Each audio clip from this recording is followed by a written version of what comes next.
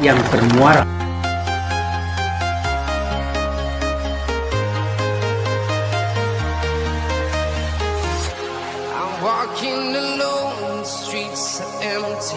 Assalamualaikum warahmatullahi wabarakatuh. Adik-adik sekalian yang berbahagia, pada kesempatan kali ini kita berjumpa atau bertemu kedua kalinya.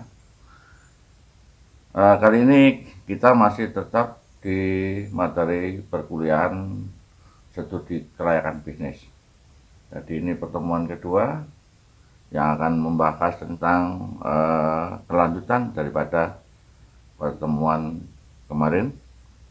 Oke, adik sekalian, kita coba untuk menjelaskan karena ini waktunya singkat ya, jadi kita tidak harus fokus agar target kita bisa terpenuhi ya. Karena memang perkuliahan semacam ini kita harus betul-betul bisa memanfaatkan secara maksimal.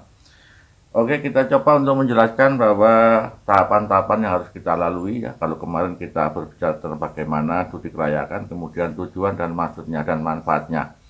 Kali ini kita coba untuk saya memberikan tahap-tahapan bagaimana langkah-langkah kita untuk melaksanakan studi kelayakan. Yang tahap pertama kita harus dalam menganalisa ya. Jadi yang pertama kita harus tahap penelitian. Bagaimana tahap penelitian itu harus dilakukan?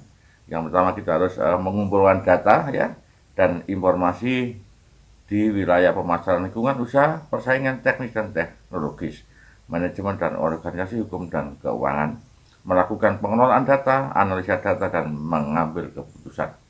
Oke, kita coba kita jelaskan tentang bagaimana mengumpulkan data. Jadi ketika kita mau memproduksi sesuatu, maka kita harus tahu pasarnya dulu. Kita harus meneliti tentang bagaimana pasarnya, kita jual kemana, di lingkungan mana, produk apa yang kita lakukan di daerah dekat dengan pemasaran.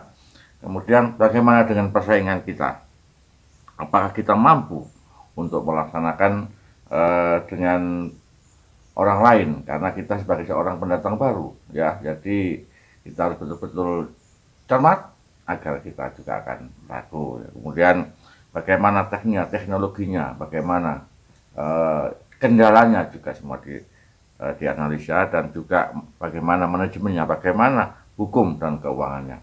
Hukum itu adalah legalitas ketika kita mau membuat suatu produk,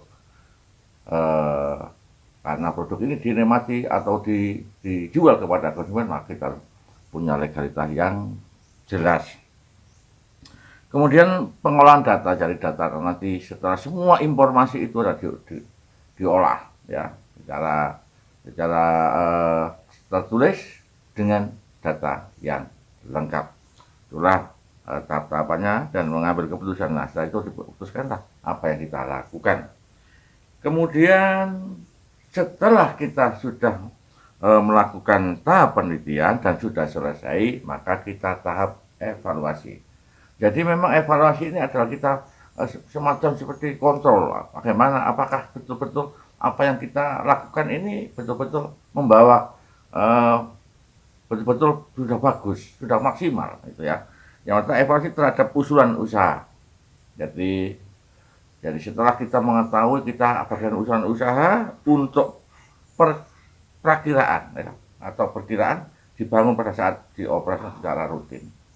Jadi setelah kita mengadakan tahap penelitian, kemudian evaluasi di mana kita untuk mendapatkan usaha. Jadi sebuah ide, sebuah rencana itu memang terkadang bisa secara tiba-tiba dan kadang secara bertahap. Ya, kadang kita begitu kita baca kita, di sini tepatnya untuk usaha seperti ini. Kemudian kita analisa. Kemudian tahap urutannya berikutnya kita harus lebih dari satu studi kelayakan yang masuk dalam, maka perlu kita diurutkan yang mana yang paling layak untuk direalisasikan. Jadi biasanya ketika kita mau buat usaha itu selalu berpikir tidak satu ya. Kalau tidak ini urutannya ya. Misalkan kita mau membuat sebuah usaha pabrik sepatu. Nah, tentu kita kan sudah berpikir apakah sepatu kulit atau sepatu imitasi dan sebagainya. Nah, ini sebuah urutan. Bagaimana secara hitungan-hitungan itu. Jadi urutan satu studi kelayakan ini dan risikonya ini bagaimana, keuntungan ini dari mana dan sebagainya. Kita harus tidak hanya satu, tetapi alternatif untuk menentukan yang terbaik. Kemudian setelah dipilihnya satu studi kelayakan usaha yang akan direalisasikan, maka dibuatlah rencana kerja dan pelaksanaan pembangunan usaha, kesiapan manajemen dan melaksanakan operasional usaha secara rutin. Jadi setelah itu kita sudah berpikir bagaimana kita menentukan, kalau usaha ini yang cocok itu ini. Nah, setiap orang usaha pasti tidak semudah itu menentukan. Pasti kita punya alternatif, dan setelah kita putuskan satu studi kelayakan, maka kita realisasikan secara cermat. Nah, yang namanya usaha, tentu kita harus punya yang disebut rencana peramalan. Bagaimana ke depannya seperti apa? Ya, seperti peramalan permintaan dan peramalan penjualan. Jadi kita nanti sekiranya orang-orang di daerah geografisnya, demografisnya dan sebagainya, kita harus hitung betul berapa yang diserap, berapa yang akan nanti keuntungannya harus secara cermat. Jadi buka usaha itu yang pertama itu harus bagaimana konsumen itu membutuhkan di daerah mana kita. Jadi di samping kita bahan bakunya, juga lingkungannya, juga transportasinya, kita semua harus kita perhitungkan secara matang. Kemudian kita juga melakukan survei khusus. Nah, survei ini pasti berkaitan dengan konsumen. Ya, karena ketika kita membuat sebuah produk baru, tentu kita harus hati-hati betul. Tidak semudah yang kita bayangkan terkadang. Ya, karena apa? Karena kita pendatang baru. Kita ini mau mengikut atau mau produk baru. Yang dimaksud mengikut itu sudah produk yang sudah dibuat orang lain, kemudian kita juga seperti itu, walaupun mereknya juga berbeda. Itu namanya dalam pemasaran mengikut. Tetapi kalau kita membuat produk baru, berarti kita bagaimana sinonimnya.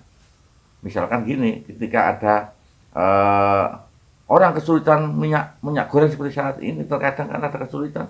Bagaimana kita membuat alternatif minyak goreng itu diganti dengan bahan yang lain, yang biasanya kelapa sawit atau dan sebagainya, membuat dari bahan yang lain. Nah, ini termasuk juga produk baru. Ketika kita bahan yang berbeda tapi dengan fungsi yang sama. Nah, ini produk baru. Ini yang kalau bisa menyatakan seperti itu luar biasa. Ya, itu ya. Kemudian nah, di dalam metode penelitian, analisa, kita biasanya metode penelitian itu melalui investasi itu melalui analisa BIP, break even point, ya. Kemudian kita juga harus BIP itu bagaimana ketika kita berusaha, berapa pokoknya, berapa kita jual. Artinya antara yang dijual ya dengan modal itu sama kembali. Break even point ya. Jadi kita harus berarti kalau kita menghitung itu, kalau kita memproduksi satu buah misalkan tadi saya katakan sepatu ini satu buah termasuk bahan ya, terus tenaga kerja dan sebagainya, satu buah sepatu itu mantap 100.000 misalkan, 100.000, berarti ini BIP-nya 1.000. Nah, kita jual berapa? Nah, kita jual berapa? Di sinilah kita menghitung break even point. Nah, kemudian kita kan juga menganalisa dengan rentabilitas. Nah, Anda harus tahu rentabilitas itu apa. Karena usaha itu harus dihitung antara modal dan laba. Itu harus diperhitungkan secara matang. Kalau saya katakan modal saya itu 100.000, untungnya berapa persen?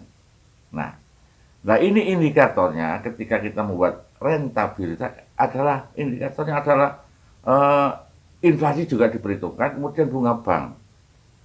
Jadi begini, yang dimaksud, ketika kita usaha, kita harus menghitungkan rentabilitas itu membandingkan antara modal dan pendapatan. Misalkan kalau pendapatannya satu bulan itu hanya 0,5%. Nah, buat apa usaha? Kita taruh di bank aja sama. Nah, gitu loh. Jadi daripada kita buat usaha, kalau kita tidak bisa menghitung rentabilitasnya, buat apa kita punya risiko? Jadi taruh di bank aman. Nah, itulah. Sehingga rentabilitas ini artinya membandingkan antara bunga bank dan usaha itu tentang berapa persen. Kalau kita bunga bank misalkan 1%, nah kita buat usaha itu bisa untung lebih dari 30%. Nah, maka kita memutuskan untuk usaha. Sehingga nilai uang kita dan inflasi bisa terjaga, gitu ya. Kemudian kita metode penelitiannya, bagaimana penelitian investasi itu ya pakai ya tadi sebutnya ada break even point, kemudian return of asset, kemudian return of equity, return of investment dan payback period.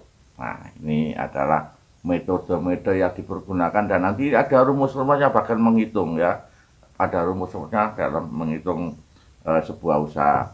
Jadi di dalam menentukan sebuah usaha itu betul-betul kita harus perhitungkan secara matang ya. Jadi bukan ini bisnis modern, artinya bukan wis apa katanya itu nggak bisa. Jadi kalau kita secara ilmiah di dalam bisnis harus dihitung secara matang agar bisnis kita itu bisa tercapai sesuai dengan harapan kita.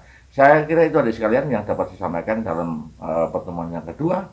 Bagaimana kita menentukan usaha, bagaimana kita menghitung, bagaimana kita pasarkan, itu urutnya sudah saya sampaikan. Jadi setiap usaha kita hitung apakah menguntungkan atau tidak, dan apa produk ini disukai oleh konsumen atau tidak, dan baru kita menentukan. Saya kira itu yang dapat saya sampaikan. Terima kasih. Wassalamualaikum warahmatullahi wabarakatuh.